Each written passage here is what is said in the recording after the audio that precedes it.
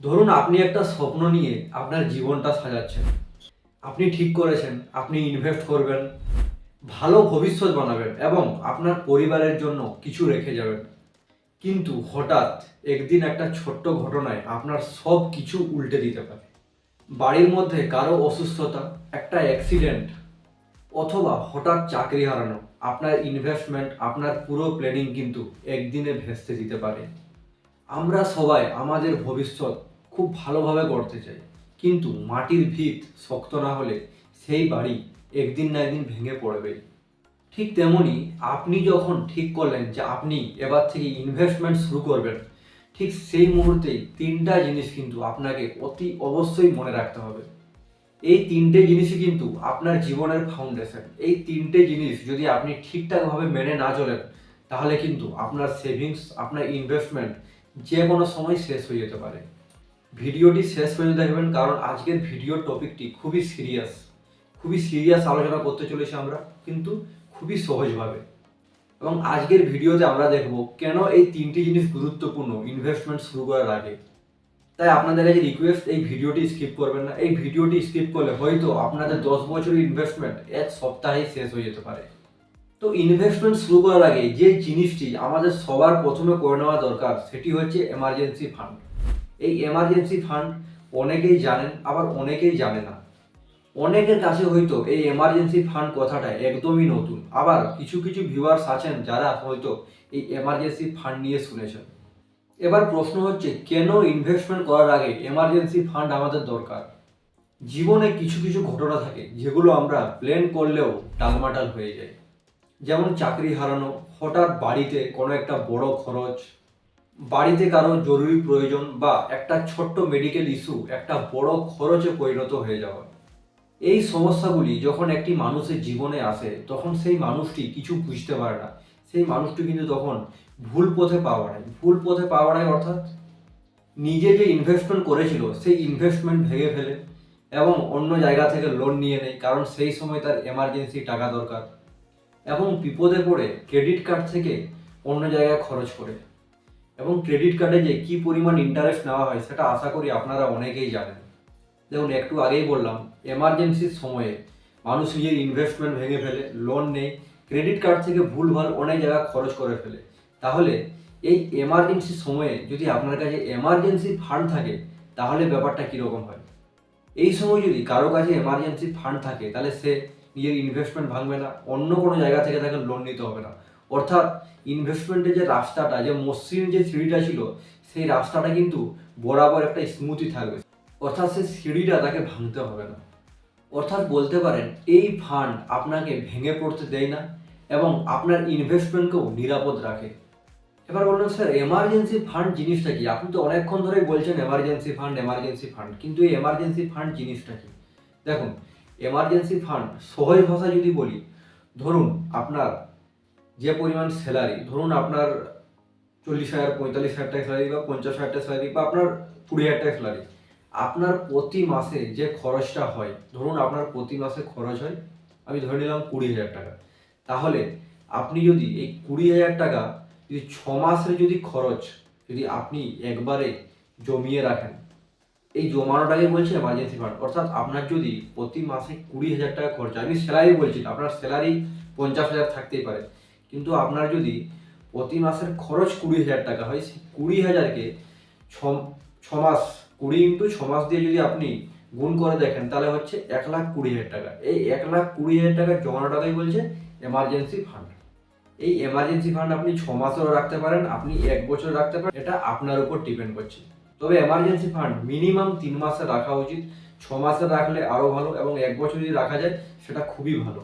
এবং এই সময় যদি আপনার একটা এমার্জেন্সি ফান্ড থাকে, তাহলে আপনি যদি আপনার চাকরি হারিয়ে দেন, বা আপনার যদি কোনো বড় বিপদ হয়ে যায়, বাড়িতে যদি কারোর টাকা প্রয়োজন পড়ে, তাহলে এই এমার্জেন্সি ফান্ডই কিন্তু আপনাকে বাঁচাবে।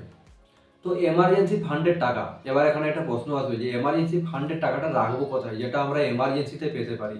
মিউচুয়াল ফান্ডে রাখবো, স্টকসে রাখবো, না ব্যাংকে এফডিতে রাখবো, আরডিতে রাখবো, কোথায় রাখবো? তো সব থেকে ভালো উপায় হচ্ছে এমার্জেন্সি ফান্ড এমন জায়গায় রাখা উচিত যেখানে রাখলে সেই টাকাটা আমরা ইজিলি পেতে পারি এবং টাকাটা কোনো রিস্কে থাকবে না। অর্থাৎ এমন জায়গায় রাখবো না যেখানে মার্কেট খুব বেশি আপ ডাউন হয়, এবং যেখানে আমার টাকাটা মাইনাসে চলে যেতে পারে। এমার্জেন্সি ফান্ডটাকে এমনভাবে রাখা উচিত নয় যেখান থেকে আমি একটা আশা করবো যেখান থেকে আমি একটা হাই রিটার্ন পাবো, হাই রিস্ক হাই রিটার্ন। না, এরকম করার দরকার নেই। এমার্জেন্সি ফান্ড আপনি রাখবেন, আপনি ব্যাংকে এফডি করে রাখতে পারেন, কারণ ব্যাংকে এফডি একটা ফিক্সড রিটার্ন দেয়। আপনিও নিশ্চিন্তে থাকবেন যে এই টাকাটা আবার এত 3 মাসের বা 6 মাসের এফডি করতে পারেন বা 1 বছরে করতে পারেন, শর্ট টার্ম এফডি যেগুলো বলে। এখান থেকে কি হবে, এখান থেকে আপনারা একটা ফিক্সড রিটার্ন পাবেন, আপনাদের মাথায় কোনো টেনশন থাকবে না। এবং আপনারা যদি এই টাকাটা এমার্জেন্সি ফান্ডের টাকা যদি আপনারা এমন একটা ফান্ডে রেখে দিলেন যেটা হাই রিস্ক হাই রিটার্ন, যখন আপনার দরকার দেখা গেল সেই সময় মার্কেট ডাউন আছে, তাহলে আপনারা কিন্তু সেই টাকাটা মাইনাসে ওখান থেকে উইথড্র করতে হবে। তার থেকে ভালো ব্যাংকে এফডি আরডি করে দেওয়া ভালো, সেখান থেকে খুব ইজিলি টাকাটা পাওয়া যেতে পারে। কিন্তু এফডিতে রাখলে এখানে একটা অসুবিধাও আছে। আপনি যদি এফডিতে টাকা রাখেন এবং সময়ের আগে যদি আপনাকে তুলতে হয়, তাহলে সেখানে কিন্তু একটা পেনাল্টি চার্জ লাগতে পারে।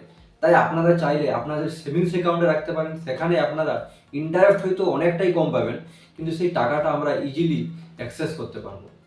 অনেকে কি করেন, এমার্জেন্সি ফান্ড দিয়ে অনেকে মোবাইল কিনে নেন, অনেকে ঘুরতে চলে যান। এই ভুলটি আপনারা একদম করবেন না। এমার্জেন্সি ফান্ড মানে এমার্জেন্সি ফান্ডই, এই ফান্ডটি আপনার বিপদে আপনাকে বাঁচাবে। তাই এমার্জেন্সি ফান্ডের উপর বেশি নজর না দেওয়াই ভালো। দেখুন, একটু আগে আমি বললাম যে এমার্জেন্সি ফান্ড আপনারা সেভিংস অ্যাকাউন্টে রাখতে পারেন, কিন্তু অনেকেই জানেন যে এই সেভিংস অ্যাকাউন্টের রিটার্ন অনেকটাই কম, ইনফ্লেশনকেও বিট করতে পারে না। তাহলে এই টাকা তো থেকে থেকে সেই টাকার ক্ষমতা দিন দিন কমে যাবে। তাহলে এক্ষেত্রে আপনারা এফডি করতে পারেন, কিন্তু ওই যে বললাম সময়ের আগে ভাঙলে পেনাল্টি লাগতে পারে। তাছাড়া আপনারা ডেট মিউচুয়াল ফান্ডেও রাখতে পারেন, সেখানেও কিন্তু কম রিস্ক কম রিটার্ন, সেখানেও কিন্তু আপনারা নিজেদের এফডি বা আপনাদের এমার্জেন্সি ফান্ড ওখানেও কিন্তু আপনারা রাখতে পারেন। তবে আপনারা যদি এক জায়গায় পুরো টাকা না রেখে 50-50 করে ভাগ করে দেন, তাই 50% এফডিতে রাখলেন, 50% ডেট মিউচুয়াল ফান্ডে রাখলেন, সেটা কিন্তু একটা ভালো অপশন হতে পারে আপনার জন্য। এবং এটা আমার কোনো অ্যাডভাইস নয়, এটা জাস্ট আমি আমার এক্সপিরিয়েন্স আপনাদের সঙ্গে শেয়ার করলাম। ধরুন আপনি এমার্জেন্সি ফান্ড বাবদ 1 লাখ টাকা আপনার বাড়িতে রাখলেন, কিন্তু সেই টাকা কি ভবিষ্যতে কোনোদিন গ্রো করবে? কখনোই গ্রো করবে না, কারণ সেই টাকা থেকে আপনি কোনো রিটার্ন পাবেন না। তাছাড়া তার উপর একটা ভয় আছে, সেই টাকা যদি চুরি হয়ে যায় তাহলে কিন্তু পুরো টাকাটাই আপনার জলে চলে যাবে। তাই এমার্জেন্সি ফান্ড বাড়িতে না রাখাই ভালো। এখন টেকনোলজি এত ফাস্ট হয়ে গেছে, ব্যাংকিং সিস্টেম এত ফাস্ট হয়ে গেছে, নেট ব্যাংকিং এটিএম ব্যবস্থা এতটাই ফাস্ট হয়ে গেছে যে আমার মনে হয় একজন ব্যক্তির বাড়িতে টাকাটা আজকের দিনে খুবই বোকামি। এমার্জেন্সি ফান্ডকে আপনারা বলতে পারেন আপনার ফিনান্সিয়াল লাইফের সিট বেল্ট। আপনার গাড়ি যতই দামি হোক, আপনার গাড়িতে যদি সিট বেল্ট না থাকে, এক মুহূর্তে কিন্তু সব কিছু শেষ হয়ে যেতে পারে। ইনভেস্টমেন্ট শুরু করার আগে ঠিক সেটাই আমি বলতে চাই, সেফটি ফার্স্ট, তারপরে রিটার্নের চিন্তা করবে। এমার্জেন্সি ফান্ড হলো প্রথম ধাপ, কিন্তু এই আধুনিক জীবনে আরেকটি বিপদ আছে যেটা আপনার পুরো ফিনান্সিয়াল প্ল্যানিংটাকে কিন্তু ভেস্তে দিতে পারে। সেটা হচ্ছে বাড়ির কারো হঠাৎ করে শরীর খারাপ হয়ে যাওয়া, বা আপনার হঠাৎ করে শরীর খারাপ হয়ে যাওয়া, বা শরীরে কোনো বড় রোগ চলে আসা। ধরুন আপনি বহু বছর ধরে সেভিংস করছেন, ইনভেস্টমেন্ট করছেন এবং বহু টাকা জমিয়ে ফেলেছেন ইনভেস্টমেন্ট করে, কিন্তু আপনার বাড়ির বা আপনার শরীরে যদি একটা বড় রোগ দেখা দেয়, সেটা কিডনির অসুস্থতা বা লিভারের সমস্যা বা ক্যান্সারের মতো মারণ রোগ যদি আপনাদের শরীরে কারো দেখা দেয়, এই মারণ রোগটি কিন্তু আপনার এত বছরের এত কষ্ট করে জমানো টাকা 1 সপ্তাহে শেষ করে দিতে পারে, আপনার পুরো সেভিংসটাকেই গিলে ফেলতে পারে। আপনারা সবাই জানেন আজকের দিনে একটা ছোট্ট অপারেশন করতে কয়েক লাখ টাকা খরচা হয়ে যায়। সেখানে আপনার বা আপনার বাড়ির যদি শরীরে কোনো রোগ বাসা বাঁধে, সেই অপারেশন করতে গিয়ে কিন্তু আপনার 10-12 বছরের সেভিংস পুরোটাই নষ্ট হয়ে যেতে পারে। আর এই জায়গাটিতে সবথেকে ভয়ঙ্কর ব্যাপার কি জানেন, অনেকে নিজেদের বিল কমানোর জন্য চিকিৎসা মাঝপথে ছেড়ে দেন। এতে কি হয়, এতে ভবিষ্যতে রোগ আরও বাড়ে, খরচ আরও বেড়ে যায়, সঙ্গে মানসিক অশান্তি তো আছেই। কিন্তু এর থেকেও বাঁচার রাস্তা একটা আছে। হ্যাঁ বন্ধুরা, ঠিকই শুনেছেন, এর থেকেও একটা বাঁচার রাস্তা আছে, সেটা হচ্ছে লাইফ ইন্স্যুরেন্স। একটা ভালো কোম্পানির লাইফ ইন্স্যুরেন্স কিন্তু আপনাকে এই সমস্ত সমস্যা থেকে মুক্তি দিতে পারে। এই লাইফ ইন্স্যুরেন্সের জন্য হয়তো মাসে আপনি যদি হিসাব করে দেখেন, মাসে সামান্য কয়েকটা টাকা আপনার পকেট থেকে যাবে, কিন্তু এই সামান্য টাকায় একটা সময় গিয়ে আপনার বহু টাকা বাঁচিয়ে দিতে পারে।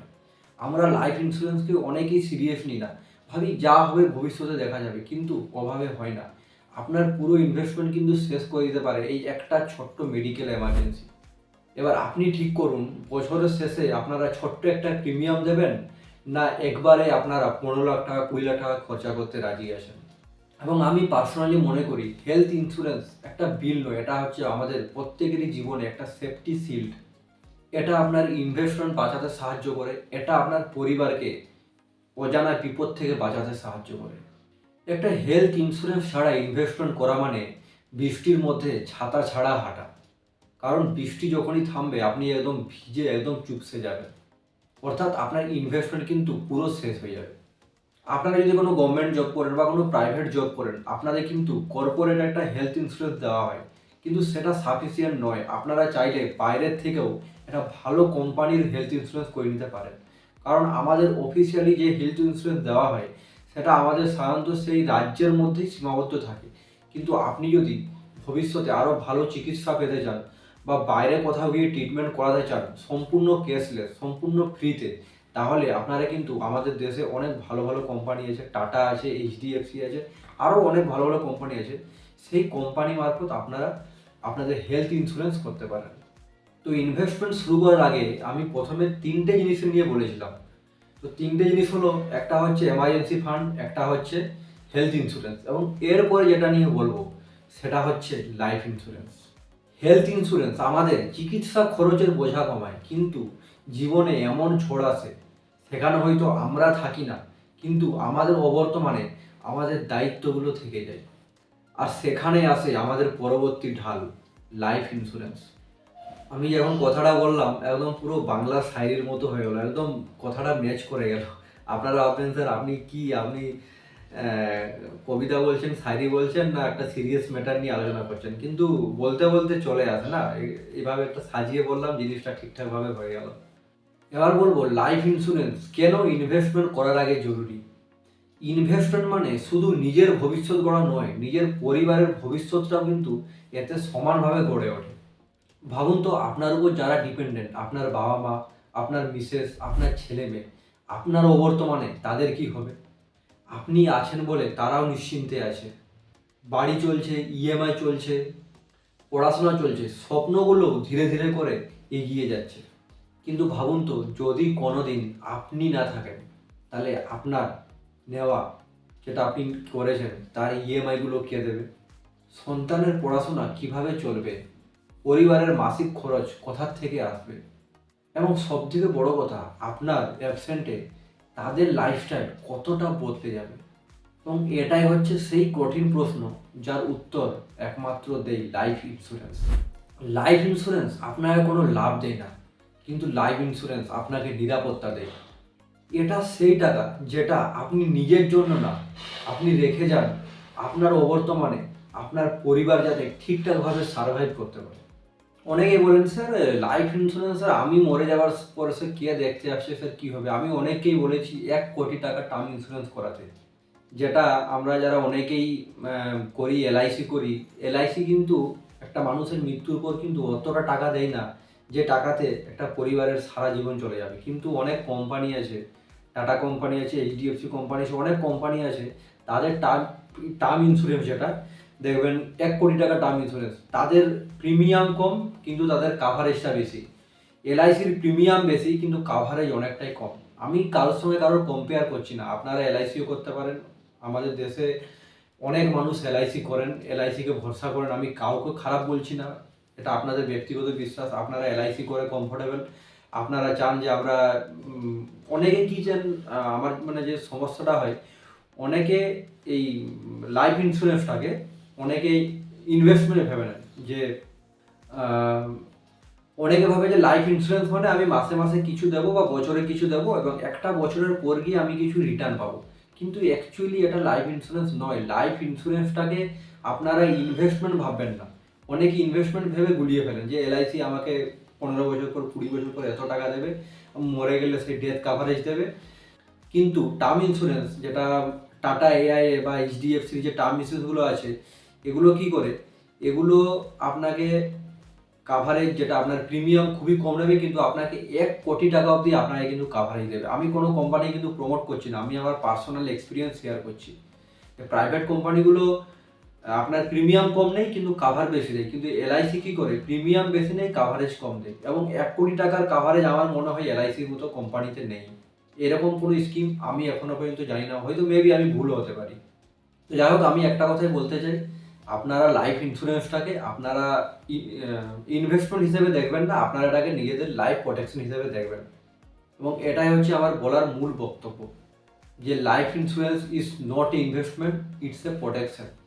এই লাইফ ইন্স্যুরেন্স নিয়ে অনেকের সঙ্গে আমার তর্ক হয়েছে, কিন্তু ধরুন আমি আমার সাপোজ কথা বলছি, আমার যা বয়স এখন, যদি আমার ছেলেরা খুব ছোট, আমি আমার এক্সাম্পল দিয়ে বলছি, আমার ছেলেরা খুব ছোট, এখন যদি আমার কিছু হয়ে যায়, আমার পরিবার যদি 1 কোটি টাকা পায়, আমার পরিবার কিন্তু খুবই আর্থিকভাবে লাভবান হবে, অর্থাৎ আমার পরিবারটা বেঁচে যাবে, আমার ছেলে মেয়ের পড়াশোনা আটকাবে না, তারা যেভাবে স্কুল যাচ্ছিল, যেভাবে ইএমআই চলছিল, সব কিছু সেইভাবেই চলবে। কিন্তু ধরুন আমার ছেলেমেয়েরা বড় হয়ে গেল, আমার ছেলে মেয়েদের বয়স হয়ে গেলো 30 বছর 35 বছর, তারা নিজেদের পায়ে দাঁড়িয়ে গেছে, সেই সময় গিয়ে যদি আমার কিছু হয়ে যায়, সেই সময় যদি 1 কোটি টাকা পায় আমার পরিবার, হয়তো কিছুটা লাভবান হবে, হয়তো কিছুটা হেল্প হবে, কিন্তু সেই সময় কিন্তু আমার ছেলে মেয়ে কিন্তু আমার উপর ডিপেন্ডেন্ট নয়। সেই সময়টা পেলে হয়তো ওদের কিছু বেনিফিট হবে, সে কিছু টাকা পাবে, কিন্তু তারা আমার উপর ডিপেন্ডেন্ট থাকবে না, কারণ সেই সময় তারা নিজেদের পায়ে দাঁড়িয়ে যাবে। কিন্তু এই মুহূর্তে আমার ছেলেরা যখন 4-5 বছর বয়স, এই মুহূর্তে যদি আমার কিছু হয়ে যায়, সেই 1 কোটি টাকাটা কিন্তু আমার পরিবারের জন্য অনেক কাজে লাগবে। তো এটাই হচ্ছে আমার বলার বক্তব্য, যে আপনারা লাইফ ইন্স্যুরেন্সকে ইনভেস্টমেন্ট হিসেবে নেবেন না, আপনারা প্রোটেকশন হিসেবে নেবেন। যেটা অনেকে এই কথাটা আমার হজম করতে পারে না, অনেকে এলআইসিতেই অভ্যস্ত, অনেকে বলেন যে না আমাদের এটাই ঠিক আছে, আমরা রিটার্নও পাই, আমরা কিছু ডেথ কাভারেজও পেয়ে যাই। আমরা সবাই স্বপ্ন দেখি নিজের একটা বাড়ি, পরিবারের সুখ, সন্তানদের ভবিষ্যৎ এবং নিজের একটা আর্থিক স্বাধীনতা। কিন্তু মনে রাখবেন, স্বপ্ন তখনই পূরণ হয় যখন আপনি একটা শক্ত ভিত্তির উপর দাঁড়িয়ে থাকেন, এবং আজকের ভিডিওতে এই 3টি ভিত্তি নিয়ে কিন্তু আমি আলোচনা করলাম। এমার্জেন্সি ফান্ড আপনাকে সময় দেয়, হেলথ ইন্স্যুরেন্স আপনাকে চিকিৎসায় বাঁচায়, লাইফ ইন্স্যুরেন্স আপনি না থাকলেও কিন্তু আপনার পরিবারকে বাঁচায়। এই 3টি ফাউন্ডেশন তৈরি হয়ে গেলে আপনার সব ইনভেস্টমেন্ট কিন্তু একটা শক্তিশালী জায়গার উপর দাঁড়িয়ে থাকবে, কারণ তখন আপনি কোনো রকম ভয় ছাড়াই ইনভেস্টমেন্ট করতে পারবেন। শেষে একটা কথা বলবো, ইনভেস্টমেন্ট হলো সমুদ্র, আর এই 3টা সেফটি নেট বললাম, এগুলো হচ্ছে আপনার লাইফ জ্যাকেট। জ্যাকেট ছাড়া আপনি সমুদ্রে নামলে আপনি সাঁতার জানেন কি না তা দিয়ে কোনো লাভ নেই। আশা করছি আজকের ভিডিওটি আপনার ইনভেস্টমেন্ট জার্নিকে আরও স্মুথ করবে, এবং এইরকম ভিডিও আরও দেখতে চাইলে অবশ্যই আমাদের ভিডিওকে লাইক করবেন, শেয়ার করবেন, এবং চ্যানেলটিকে সাবস্ক্রাইব করে বেল আইকনটি প্রেস করে দেবেন। এতে কী হবে, পরবর্তী ভিডিও নোটিফিকেশান আপনার মোবাইলে পৌঁছে যাবে। দেখা হচ্ছে পরের একটা ভিডিওতে, অবশ্যই নতুন একটা টপিক নিয়ে।